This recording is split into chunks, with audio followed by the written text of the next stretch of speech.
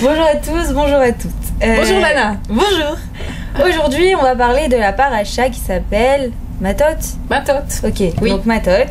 Donc on va parler de l'importance de la promesse et donc de l'importance des mots cette semaine.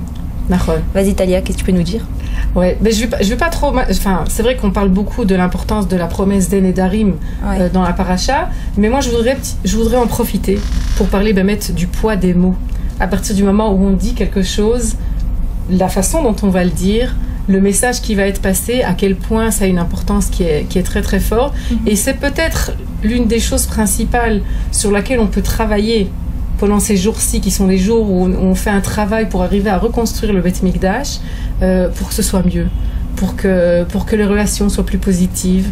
Et c'est ça, c'est comme ça qu'on crée le Beth Mikdash. Alors l'importance des mots, il faut savoir qu'en effet, à partir du moment où un mot, on le dit, on le sort, on ne peut plus le ramener.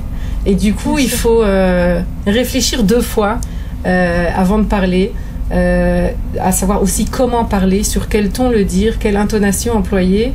Et au plus on va être conscient de ce qu'on va dire, au plus les mots vont être pesés et ils vont arriver et employés à bon escient. Notre langage va être employé à bon escient. Il faut savoir que c'est le langage qui nous distingue des animaux. Alors il faut quand même qu'on soit bien au-dessus et on doit faire attention à ce qu'on dit et comment on dit. Alors je vais peut-être juste en quelques mots donner 2-3 petits trucs qui vont nous aider à ça. La première chose, le ton. Le ton, il doit être calme. La forme.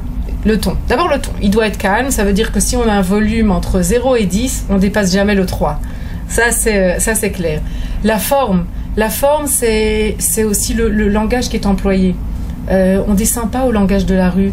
Aujourd'hui, malheureusement, et je crois qu'en France, c'est très ressenti aussi, le langage est devenu tellement bon marché, pour dire les choses comme ça. Et c'est dommage. Parfois, j'y comprends rien. Je dis la vérité, parfois on me parle, je dis, mais c'est quoi chambé?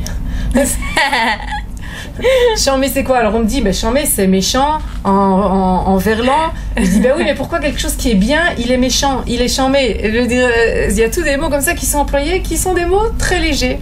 Quand aujourd'hui on va parfois à des conférences et qu'on entend des gens qui parlent bien, ça fait plaisir. Ça fait plaisir et ça leur donne, on a automatiquement un respect vis-à-vis d'eux parce que le niveau du langage il est plus élevé. La réception du message elle est d'ailleurs complètement différente après au niveau Naron. Donc on va parler bien, poliment, avec des beaux mots. Ça aussi je crois que c'est quelque chose qui est important. Qu'est-ce qu'on peut dire encore sur le parler? Une intonation toujours positive. Essayer d'employer, de toujours aller vers, de ne pas s'attarder sur les problèmes, sur ce qui ne va pas, mais d'essayer de rêver, de voir ce qui va. Et quand on veut dire quelque chose, de parler comment est-ce qu'on voudrait que les choses soient.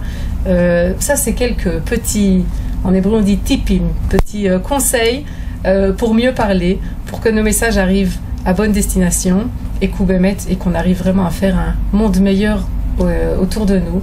Et Bezrat Hashem, qu'avec tout ça, on construise le Beth Mikdash très bientôt. Amen. Merci Talia. Shabbat Shalom. Shabbat Shalom.